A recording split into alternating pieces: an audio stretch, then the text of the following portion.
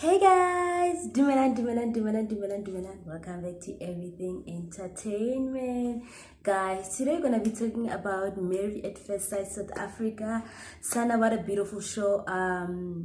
Today it was a mini reunion because at the end of the show they showed us it's gonna be another reunion next week. I can't wait for that. So yeah, guys, today we're gonna be talking about today's episode. Today's episode was a bit tricky. We were able to see each couple, what are they going through in their relationship, what's basically the gist, what's basically happening. So the first couple is, I'm gonna talk about Zithobile and Sebenzile. Oh, Sana, my favorite couple, but they're too good to be true. But anyway, I love Zithobile and Sebenzile so much. They complement each other. Sana, one thing about Zithobile is so confident in her man. Sana, like that girl, I love her so much. Like, they are just doing well in their marriage. They even moved in together. I'm so happy for them. But the one thing that it just made me confused is that every time when they talk about Lobola, Sebenzile is just like, it's like in his head he's like, please don't talk about that. You get what I'm saying? He's giving those vibes that I'm not ready to pay Lobola yet. So that make me worried, because you can see that Zithobile, she's so ready. Girl is so ready to be balls. You know what I'm saying? And now I just feel like she's ready, man. Like, I just wish that Zithobile could have met someone who's really optimistic about her, like the way she is. You know what I'm saying? Like, Zithobile is so confident. Okay, I love her confidence so much, Sana. So yeah, they move in together. Apparently they say in Cape Town, child. Well, they say in Cape Town. So everything about their marriage is going so well, Sana. Only the Lobola part, because Sebenzile hasn't paid Lobola yet. So I just wish them all the best, Sana. I just wish them all the best. And the next couple I'm going to be talking about is Khutso and D. Sana, Khutso and D, throughout the season, Khutso and D, their relationship was teka-teka-ring. Everything was like good. Everything was sour. And most in their marriage, everything was sour. But now I feel like they're doing well. Like, Khutso was saying that he learned a lot from D, like, to be open, because of he's introverted, honestly. Like, you can see Khutso is not a person who talks a lot. He's just a reserved guy. He's chilled. So he was like, I learned a lot from D, to be able to like speak things out, be able to like communicate properly. So now both they are doing so well in their relationship. I've seen so many growth in their relationship, most especially in this side, because of Sana. Yo, guys, I remember the time Zithobile and Khutso were talking about, they asked Khutso a question, who would you recruit in having a threesome? And then Khutso was like, I'm gonna recruit Zithobile. And then they asked Zithobile a question, who are you gonna marry, kill or fuck? And then Zithobile was like, I will F Khutso, I will marry Khutso. And D was like, oh, that means you guys want each other. And that was just a game, guys.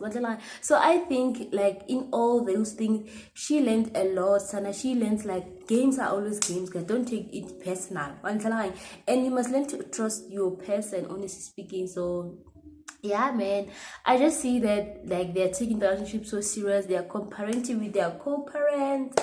I'm just so happy for them, Sana. Oh, the next couple that I'm about to speak about, they stress me so much. Like, I feel like they give me sleepless night at this point. Thami and Sana, like, I don't even have a strength, because what the hell? Thami and Zithobile, Sana. Thami and Zithobile, literally, I don't know where they are going, left or right, or where they are heading to, because before this episode, the time they were recommitting the time they are recommitting to each other, they were saying that, okay, I choose you, and then Thami was like, I choose you too. But now Thami is speaking a different tune, Sana. I am so surprised. Like, one thing about men, they will change on you, Sana. They will literally change on you. So, Nasana, I feel so bad for Zithobile. Like, Zithobile loves Thami, and she really wants to be in a relationship. But at this point, I just feel like she might just choose herself, because she can see that her man is not there, Sana. Like, he's speaking about her not wanting to move with him to Dubai. Like, how can you move with a stranger to Dubai? Like, literally, I know they've known each other for 2 months now, but it's still early, guys. You can't move with someone, you know where is Dubai. You literally going into a foreign country with someone that you barely know. And that's one thing that Zithobile raised. Like, I can't move with you to Dubai. We have to really, let's build here together. I will come and visit you. And then he was like he's not sure, man. You can see when someone is not sure about someone. Like, and then the therapist was asking him, Kuti, like, so when are you gonna pay Lobola? And then he was like, I still have to gather money, because I don't want to go pay half and come back again. I don't want that. And then the therapist was like, guys, if you're really sure about someone, you don't need to have Lobola yet, but your action shows that you're really sure about that person. And Thami is speaking a lot of, like, he's speaking in riddles, honestly, because Sana, yo, my let us speak about how Zithobile cry, guys. No, guys. Zithobile is always crying, guys. Like, she is always crying. Like, I feel like maybe there's a reason why Thami doesn't want to settle with her, because she's always here, Sana. She's always here all the time. Cause, like, guys, let's be honest, you literally get tired for someone who always cry. Like, even something that does not say cry, but they cry all the time, you will get tired of that, and you will literally end up not seeing your future with that person. Be like, yo, I'm gonna always have to console someone all my life. No. So maybe I think that's where Thami is coming from, guys. We literally have to put ourselves in his shoes, because Sana, sorry to say this, but being with a crying baby, no. A crying adult, for that matter, no, Sana. So I really understand where Thami is coming from. Literally, I don't see them together. Maybe on the next reunion we will hear where they are in their married, but Sana, I don't see them together, because at this point they literally forcing things. You can see it by the way Zithobile is looking at Thami. He's like, you're disgusting. Yeah. Umendo or hatenka Zulu. Hey, linyalo lithat. But anyway, guys, let's speak about our last couple. Thabang and Kumo. Thabang and Kumo, guys, we literally saw on the show, Bonnet, they were legit forcing things. They were literally there for vibes. Like, Sana, it was not given. It was not given. Even a 1-year-old could see when people are forcing things. Like, they were Kumo will literally be at work at 3 a.m. and Thami will be in the house. You get what I'm saying? Their shift are not everything about them, they are not aligning. You get what I'm saying? So we have seen on set this is not gonna work out.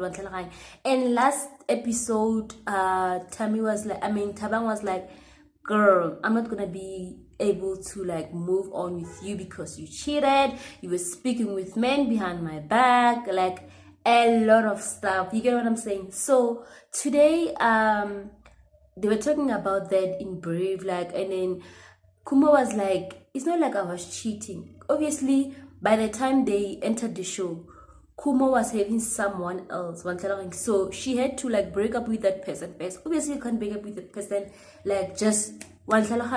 So she had to do that while she was in the show. And then Thabang was like, you were cheating, girl, because at some point Thabang got Kumo's phone password. So he saw everything. So he was so convinced that Kumo was cheating and all that. And then there was a point where he said that Kumo, he always speak on guys. There was a guy who always speak to throughout the night, and I'm like, girl. And one thing about Kumo, she didn't even say sorry. One thing about Kumo, she will not take accountability of her own action, child. Like, yo, Asana. But I'm glad that they didn't work out, Sana, because it was not giving. Like, they're still young. I don't think both of them are ready to be married because they're still young men. Like, for heaven's sake, Tabang is 27. I think Kumo is 25 years. You get what I'm saying? They are still so young. They just want to play around and all that stuff. Unfortunately, the show was like, you need to get married. So I feel like they were just tasting that. They didn't know what's going to come their way. So yeah, they were too playful as well. So I didn't see them being together. I just saw them as friends. So yeah, guys. Okay, guys, please tell me what you guys think about today's episode. I really enjoyed it so much. I can't wait for next week reunion. So please, guys, don't forget to subscribe to my channel. Bye, guys.